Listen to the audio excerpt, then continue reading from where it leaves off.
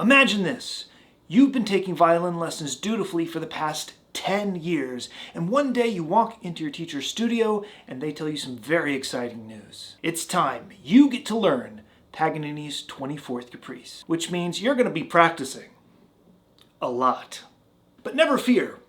Today we have the internet, which means you can go and listen to any recording you want. So why stick to the more normal recordings to help you learn this fantastic piece of music? Let's hear something a little different. Also, having the internet means you can go to tonebase.co/violin and sign up for a 14-day free trial. And I've been told that our own Eric Silberger is going to be producing his own masterclass on Paganini's 24th Caprice. You're not going to want to miss that. I'm Tobias Murphy for Tonebase Violin, and now let's listen to some truly unique recordings of Paganini's 24th Caprice. Now, when any piece of music becomes as entrenched in the repertoire as Paganini's 24th Caprice, it's inevitable that there is developed a standard interpretation, and generally I think that's actually a good thing. And if I was going to be teaching Paganini's 24th Caprice to any of my students, then I would recommend that they start listening to the recordings that I think best reflect that standard. So I would say Ilya Kahler, Itzhak Perlman, and of course, the unmatched Michael Rabin.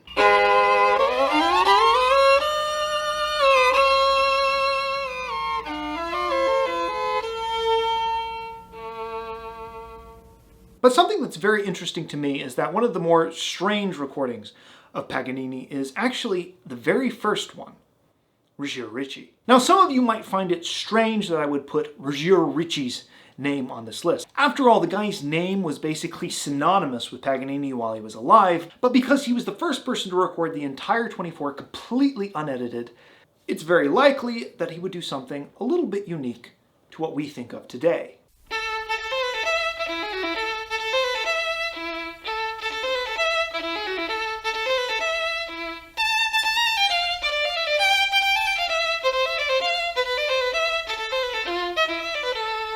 Something I'm struck by immediately with Richie's playing is that, first off, is just how straightforward and muscular his tone is. If you listen to the likes of Kahler or the likes of Perlman, there's a lot more finesse to what they're doing, and I think that's what most people expect from Paganini 24. It's not such a straightforward piece. There's supposed to be this kind of mystery about it, and he essentially takes the music exactly the way it's written.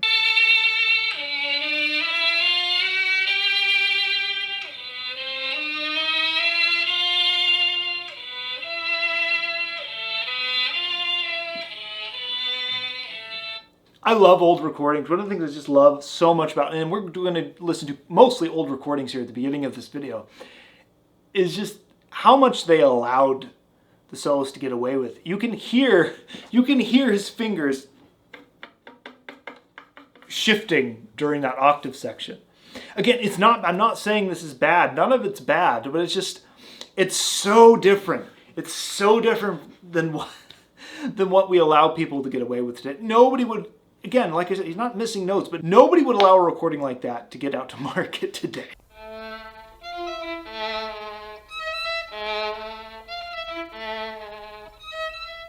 Now, what I love about this, especially if you know anything about Richies performances, so many of Richies performances of the other 24 Caprices, he just goes for absolute blinding speed.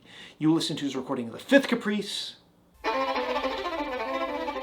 or the octave section of the 17th Caprice. But here, he takes an entirely different track. Up to this point, he's been the most matter-of-fact, kind of almost muscular performer. Then he pulls this out in this particular variation, and this is one where, if you listen to someone like Kahler or Rabin, they make this as flashy as possible, and many of them avoid the broken octaves entirely.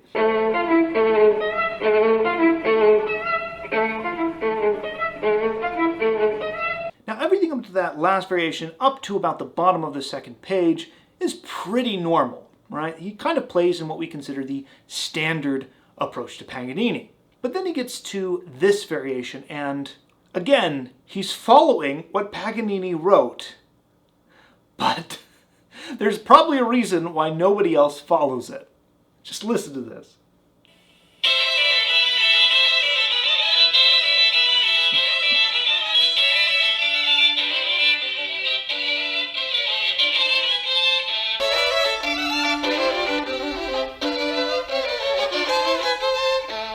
People are always talking about, oh, did he do the original bowing in the 5th Caprice? I want to know, did you do the original bowing in the 24th Caprice? One of the things I think makes this recording so interesting is Richies' rather dogged devotion to what's exactly written on the page.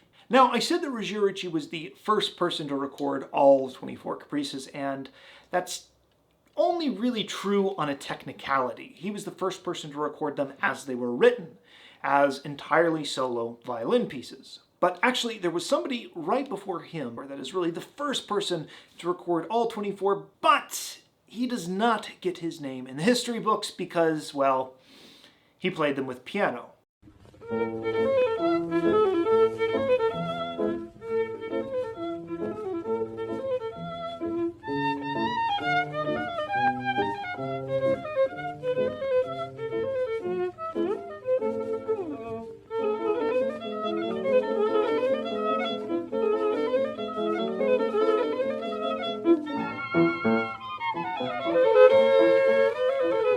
The thing I notice immediately about this recording is it's fine. He plays fine. It's not really that interesting. I think Richie was actually doing some very, very interesting stuff musically. Much more interesting stuff musically than what Mr. Renardi was doing. And the piano part was actually written by one Ferdinand David, who some of you might recognize as the violinist who premiered the Mendelssohn Violin Concerto. This piano accompaniment is incredibly boring. He should have just stuck to violin. Now, if you want to hear a really interesting take on Paganini, you should actually listen to Fritz Kreisler playing the first movement of the Paganini Violin Concerto, which, yes, is a recording that exists, and the orchestra part he actually wrote himself.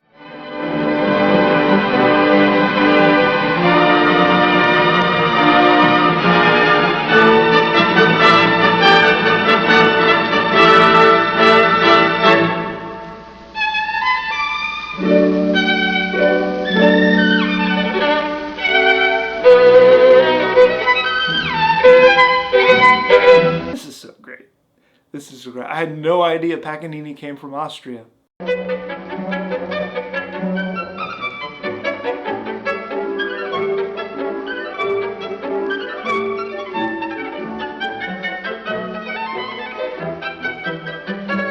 Oh my gosh, I want to make the rest of this video about this now, but I already dedicated myself to talking about the 24th Caprice, so... Moving back adjacent to Richie, let's listen to the recording made by young Yehudi Menuhin. And some of you might be wondering, how is Richie adjacent to Yehudi Menuhin? Those of you who are more in the know on violin history will remember that both Yehudi Menuhin and Richie had the same teacher as a child, Louis Persinger. And these two recordings do have a few similarities, but this is all Yehudi.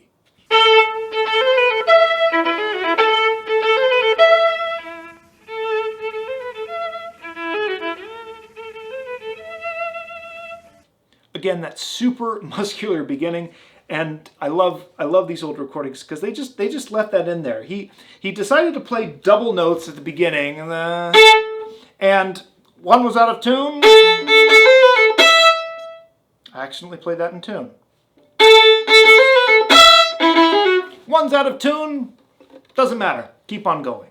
Nowadays, it's so much about the perfection, and again, I don't want people to play sloppy, but I do miss that kind of just raw focus on the music that you do find in some of these very old recordings. I think he was probably a teenager when he recorded this, so, you know, cut him a little slack.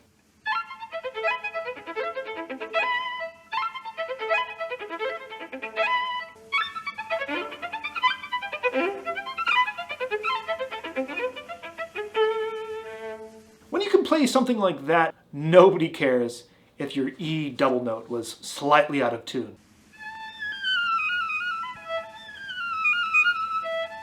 It was much more measured.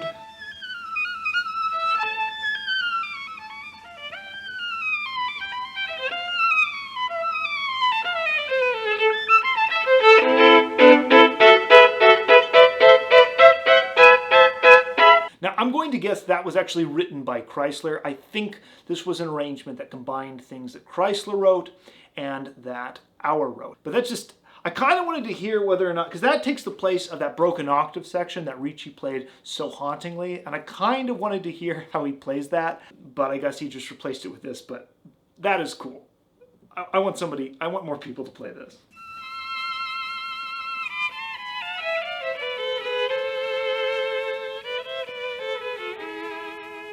Now that I like.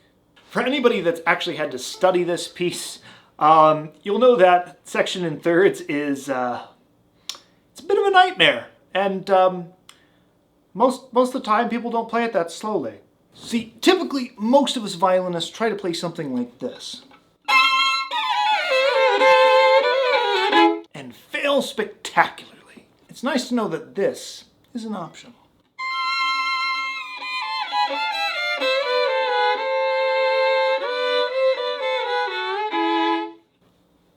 I don't sound as good as Menuhin, obviously, but it's been about 10 years since I properly practiced this piece. I'm going to guess another invention of Chrysler. So cool.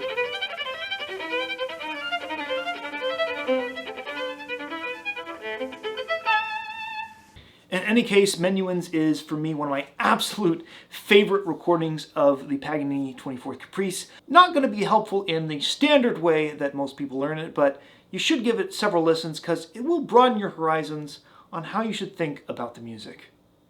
Now, we're going to leave a violin here a little bit and listen to a recording that I always find very fascinating for reasons that I'll get into, and that is Yo-Yo Ma playing the Paganini 24.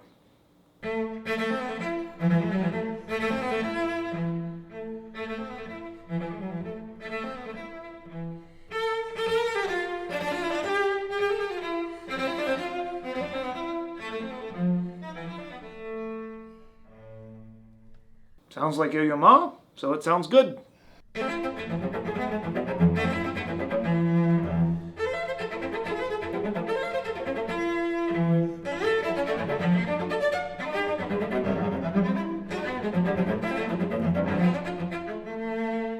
Most of the time I don't like it when violin pieces are played on cello or viola, but dang, he's good.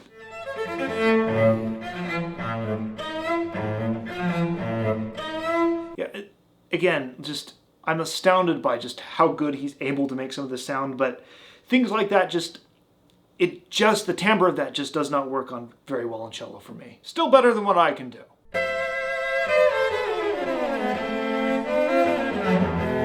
As I demonstrated before, still way better than what I can do.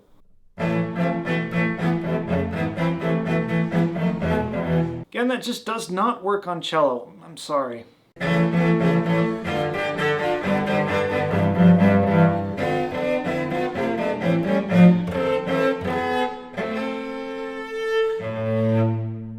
Again, some of that's just some of the most amazing cello playing I've ever heard, but it's still our piece. Now, of course, no discussion about stealing violin music would be complete without talking about viola, so let's listen to the Primrose recording.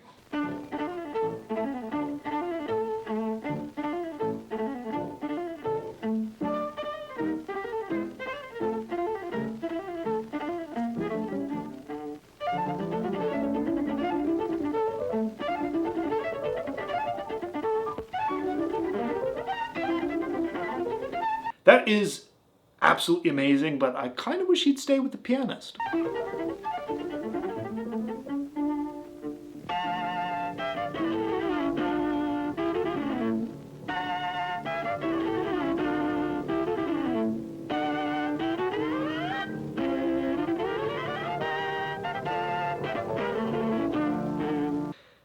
Being able to do that on violin is one thing. Being able to do those thirds in tenths on viola is another. So, absolute mad lad.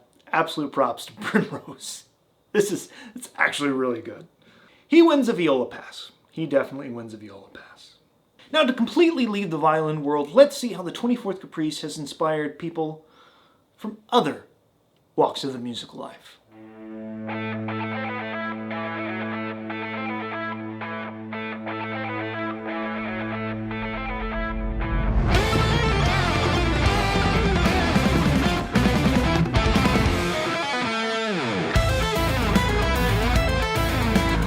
I think that's cheating. Oh,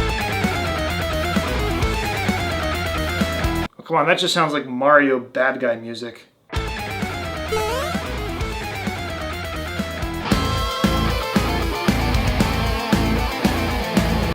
Do you mean to tell me it was that easy the whole time? Alright, I'm out. Not really, I have to finish this video, but in all seriousness, I wish it was that easy. Anyway, these are some of my favorite recordings of the Paganini Caprices, and I thought that you would enjoy listening to them with me as well, and hopefully I was able to broaden your horizons on what this piece can be. You know you have a great piece of music when after 200 years people are still finding new ways to play it. I've been Tobias Murphy for Tonebase Violin, and I can't wait to see you in the next one.